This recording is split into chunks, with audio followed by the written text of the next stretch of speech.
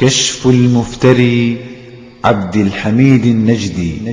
القضية الثانية أننا التقية لماذا الشيعة عرفوا بها؟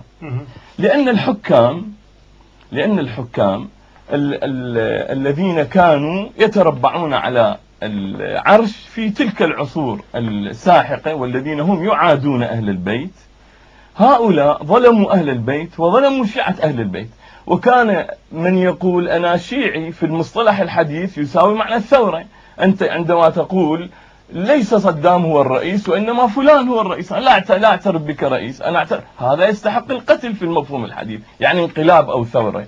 فطبعا كان الشيعي مجرد أن يقول يزيد ليس إماما للمسلمين، الحسين عليه السلام هو الإمام، فيقتل. لماذا؟ لأنك تحدث انقلاب بالدولة والسلطة، هذا معنى بالاصطلاح الحديث.